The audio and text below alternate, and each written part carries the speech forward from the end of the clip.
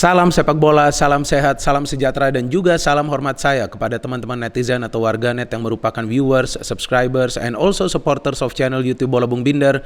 Di konten terbaru hari ini teman-teman, sudah jelas dan pasti saya ingin memberikan review dari pertandingan besar di English Premier League antara Manchester United versus Arsenal yang berakhir dengan skor 3-2 untuk kemenangan Manchester United.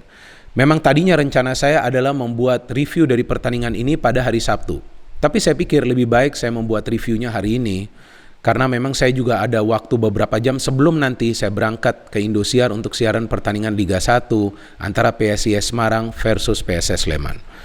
Jadi seperti yang kita ketahui bahwa pertandingan ini sangat penting untuk Michael Carrick dan juga untuk Mikel Arteta. Michael Carrick karena tentu dia ingin membawa timnya yang pernah dia bela sebagai pemain agar bisa meraih kemenangan di Old Trafford setelah sebelumnya dalam 4 pertandingan terakhir di Premier League, Manchester United itu belum bisa meraih kemenangan. Untuk Mikel Arteta, tentunya dia ingin membawa timnya itu meraih kemenangan lawan salah satu tim besar di EPL. Seperti yang kita ketahui, bahwa di pertandingan sebelumnya, lawan Chelsea, lawan Manchester City, dan juga lawan Liverpool, Arsenal tidak bisa mendapatkan poin, bahkan tidak bisa mencetak gol. Oke, in this game, Arsenal kalah, tapi paling tidak Arsenal bisa mencetak 2 gol, paling tidak Arsenal juga memberikan perlawanan kepada Manchester United dan terlihat bagaimana para pemain Manchester United itu juga tidak bisa mendominasi jalannya pertandingan. Jadi saya pikir pertandingan ini berjalan sangat seru dan juga ketat dan kita juga bisa perhatikan bagaimana taktik dari kedua pelatih itu menentukan juga hasil akhir dari pertandingan ini. Tapi sebelum saya melanjutkan pembahasan atau memberikan analisa dari pertandingan ini, saya perlu sampaikan suatu breaking news teman-teman yang baru saja saya baca dan juga saya dengar, yaitu bahwa Michael Carrick telah memutuskan untuk meninggalkan Manchester United sebagai pelatih sementara di Manchester United. Kita tahu bahwa Michael Carrick itu ditetapkan sebagai caretaker hingga nanti akan diambil alih oleh pelatih interim juga, yaitu Ralf Rangnick. Saya kira bahwa Michael Carrick itu akan gabung dengan Ralf Rangnick sebagai salah satu pelatih di tim kepelatihan dari Manchester United. Tapi di luar dugaan saya, ternyata Carrick memutuskan untuk mengundurkan diri. Sayang sekali. Padahal seperti yang saya pernah tegaskan di salah satu konten dari Manchester United, bahwa Michael Carrick ini bisa mengubah mentalitas dari para pemain Manchester United. Artinya para pemain MU itu bermain lebih disiplin lagi pada saat Michael Carrick telah mengambil alih setelah Ole dipecat. Tapi ya tentu keputusannya berada di tangan Michael Carrick. Padahal dia sudah berada di Manchester United itu kurang lebih 15 tahun loh teman-teman, sebagai pemain dan juga sebagai asisten pelatih.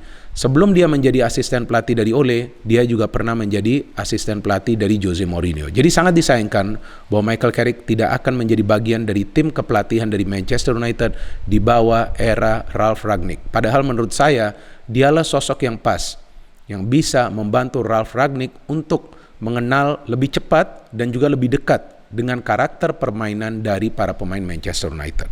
So how about Mikel Arteta? Ya saya pikir kekalahan ini juga memberikan pelajaran untuk Mikel Arteta bahwa para pemainnya pun perlu lebih disiplin lagi di lini pertahanan. Karena terlihat jelas bahwa gol-gol yang dihasilkan oleh para pemain Manchester United itu memanfaatkan menurunnya fokus atau konsentrasi dari para pemain Arsenal. Nanti saya jelaskan tentang itu. Tapi ada juga beberapa data dan fakta yang perlu saya sampaikan teman-teman. Yang pertama bahwa Bruno Fernandes telah membela Manchester United sebanyak 100 pertandingan dan dia telah berhasil mencetak 45 gol. Sedangkan Cristiano Ronaldo secara total untuk klub-klub yang pernah dia bela dan juga untuk tim nasional Portugal telah total mencetak 801 gol. Dan seperti yang saya sampaikan pada saat saya siaran langsung, bahwa man of the match-nya adalah Fred, ya karena itu dia. Walaupun dia melakukan kesalahan dan tidak sengaja tentunya kesalahan tersebut ketika dia menginjak kaki dari De Gea atau juga dia melanggar De Gea, tapi paling tidak Fred juga terlibat di proses gol pertama Manchester United yang dicetak oleh Bruno Fernandes. Kemudian juga pada saat memang Fred itu dilanggar di dalam kotak penalti oleh Odegaard sehingga MU mendapatkan penalti dan Ronaldo bisa skor, dan kemudian blok yang dia lakukan saat Bukayo Saka coba untuk syuting ke gawang dari De Gea dan begitu banyak intercept dan juga blocking lainnya yang dia lakukan. Jadi terlihat jelas di pertandingan ini teamwork dari para pemain MU jauh lebih baik dibandingkan 2 pertandingan sebelumnya. Jika 2 pertandingan sebelumnya Carrick itu betul-betul fokus untuk bertahan, maka di pertandingan ini terlihat bahwa Michael Carrick juga mengandalkan strategi menyerang. Dari Arsenal memang mengandalkan strategi menyerang pun, tapi seperti yang tadi saya katakan, fokus dan konsentrasi dari para pemain Arsenal itu di lini pertahanan tidak begitu baik. Sehingga para pemain Manchester United juga bisa memanfaatkan menurunnya fokus dan konsentrasi dari para pemain Arsenal agar bisa mencetak gol di pertandingan ini, walaupun salah satu golnya adalah dari penalti. Tapi saya pikir Manchester United wajar memenangi pertandingan ini. Dari segi materi pemain memang mereka lebih unggul, dan juga dari segi taktik ternyata Michael Carrick memilih taktik yang tepat, yaitu mengandalkan strategi menyerang. Jika MU kembali bertahan, saya pikir bukan tidak mungkin Arsenal akan meninggalkan Old Trafford minimal dengan 1 poin. Oke, saya perlu dulu membahas line-up dari kedua tim ya teman-teman. Sangat penting kita juga membahas line-up dari kedua tim. Oh ya, satu lagi fakta nih. Ini saya siaran Arsenal lagi, ternyata Arsenal gak bisa menang lagi teman-teman. Aduh, gak ngerti nih ya. Saya gak ngerti nih, kebetulan atau memang polanya nanti di set seperti itu ya. Bahwa ya kalau pokoknya Bung Binder siaran nih, Arsenal gak akan menang deh. Gak menang lagi Arsenal, padahal sudah unggul dulu ya. Oke, from the lineup, De Gea, Dalot, where is Wan-Bissaka? Saya juga gak tahu ya di mana Wan-Bissaka, tentu Michael Carrick yang bisa menjawabnya. Mungkin dia cedera, tapi I don't know. Dia tidak ada di bangku cadangan juga kan? Wan-Bissaka tuh, gak ada di bangku cadangan. So Dalot yang main, Lindelof, Harry Maguire, luar biasa Harry Maguire. Luar biasa Harry Maguire, karena dia tidak ngawur mainnya. Tidak ada kesalahan dari Harry Maguire. Dia juga mendukung serangan. Dia juga mendapatkan satu peluang untuk mencetak gol, shooting dari luar kotak penalti. Lihat perubahan mentalitas, disiplin dari para pemain MU setelah Ole dipecat. Jelas para pemain Manchester United itu mengerjain oleh Gunnar Solskjaer. Ya tapi itu sudah lewat ya, itu anggap saja sudah masa lalu. Telles kembali bisa bermain. Scott McTominay and Fred, seperti yang saya jelaskan pada saat siaran langsung. McTominay and Fred secara individu ini sebetulnya tidak buruk, tapi mereka tidak connect. Padahal mereka berada di lini yang sama. Tapi terlihat mereka bermain secara terputus, secara terpecah-pecah. Tapi ya paling tidak Fred permainannya bagus lah ya daripada McTominay.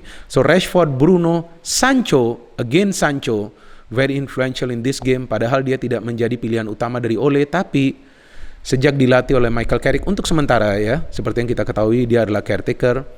Sancho selalu diberikan kesempatan untuk tampil sebagai starter. Ronaldo, what did I say about Cristiano Ronaldo? Saya tidak tahu dengan yang lainnya atau dengan kalian, tapi saya selalu mengatakan dan saya selalu menegaskan bahwa Manchester United itu tidak salah membeli Cristiano Ronaldo, dan terbukti lagi Ronaldo mencetak 2 gol di pertandingan ini. Ronaldo juga mendapatkan banyak peluang untuk mencetak gol. And from Arsenal, Aubameyang, ini dia ya, versinya Werner nih ya di Arsenal. Lagi-lagi dia banyak miss chances, jadi emosi juga saya. Martin Odegaard, Emil Smith-Rowe, El Neni, Partey, Martinelli, what a player, oke. Martinelli saya pikir ada baiknya juga lah Arteta nih nanti mainin dia sebagai striker aja. Tavares, Gabriel, Ben White, Tomiyasu, and Ramsdale, good saves from Ramsdale. Kalau enggak nih MU bisa menang dengan gol yang lebih banyak lagi. So from the flow of the game, seperti yang tadi saya katakan bahwa Arsenal keluar menyerang. Bagus keluar menyerang, bahkan peluang pertama tuh dari Arsenal jika saya tidak salah dari Gabriel itu yang dihalau oleh Marcus Rashford. Tapi pada saat sudah menyerang tentu juga harus fokus di lini pertahanan. Oke, ada gol yang mungkin kita semua menganggap kontroversial ya, karena memang De Gea itu telah terjatuh tapi Emil Smith-Rowe tetap melakukan shooting. Jika teman-teman perhatikan replaynya, Emil Smith-Rowe juga tidak melihat posisi dari De Gea dan wasit juga tidak membunyikan peluitnya untuk menghentikan pertandingan. Jadi saya pikir itu adalah gol yang sah, apalagi pelanggaran dilakukan tentunya secara tidak sengaja itu oleh Fred. So what a game, tertinggal 0-1. Saya nonton juga ini pertandingan ya, karena kan saya yang siaran ya. Saya nonton juga, bukan berarti akhirnya saya ngobrol. Saya nonton juga, saya perlu menonton pertandingan ini karena ini adalah pertandingan yang penting dan ternyata pertandingan juga berjalan seru. Saya sudah feeling nih MU pasti bangkit. Ya karena para pemain Arsenal dengan unggul lebih dulu itu terlihat lebih asik dalam urusan menyerang. Dan terlihat ya dari proses gol yang dicetak oleh MU, teamwork dari para pemain MU ini bagus banget.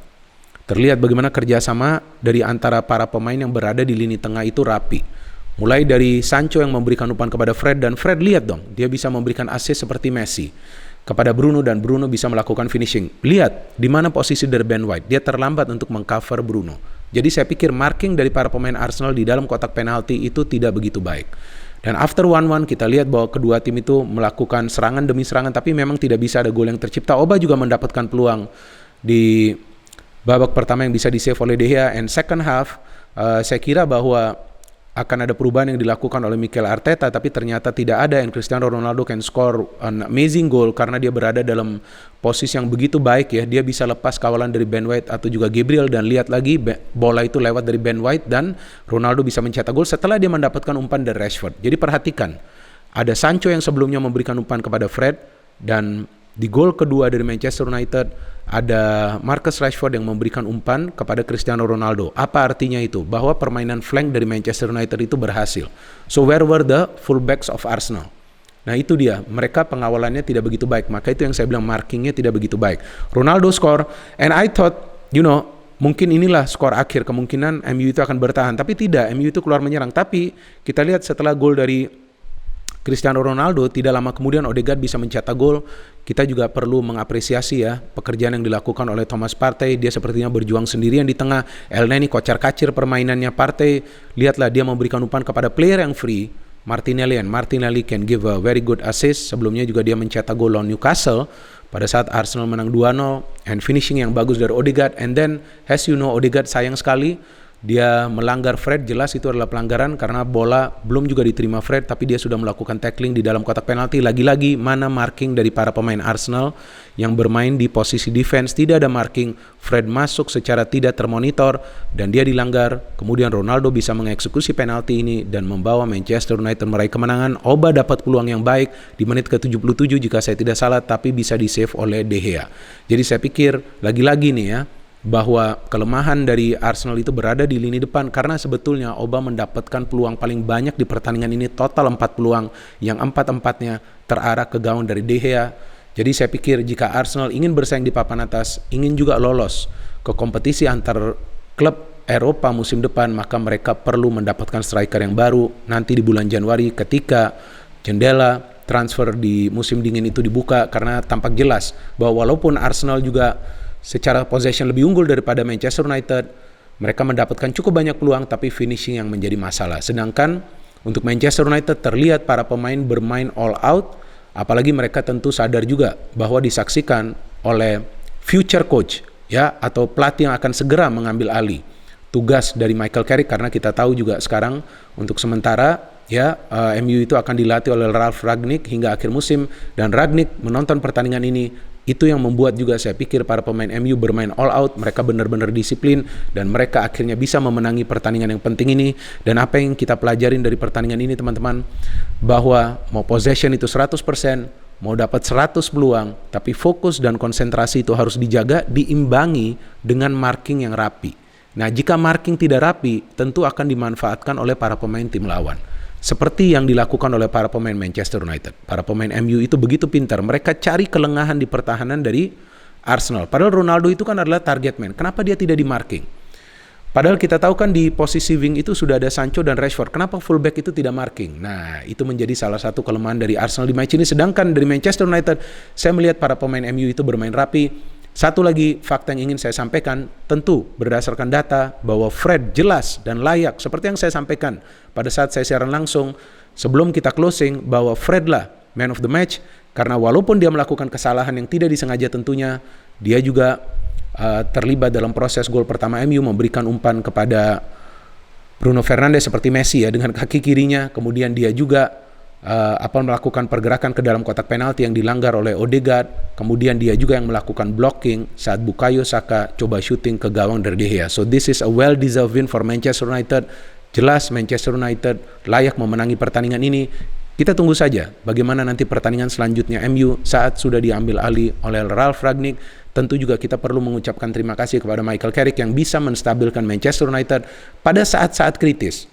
Jika Michael Carrick ini tidak tepat untuk memilih taktik, tidak juga bisa mengatur para pemain MU, maka sudah pasti MU itu akan tersingkir dari fase grup Liga Champions dan belum tentu MU bisa menang di pertandingan ini, dan sudah pasti tadinya MU akan kalah lawan Chelsea. Tapi berkat taktik dan juga kepintaran dari Michael Carrick untuk juga melakukan suatu perubahan di MU, maka MU dalam 3 pertandingan terakhir ini belum terkalahkan. No hate, only football, salam sepak bola.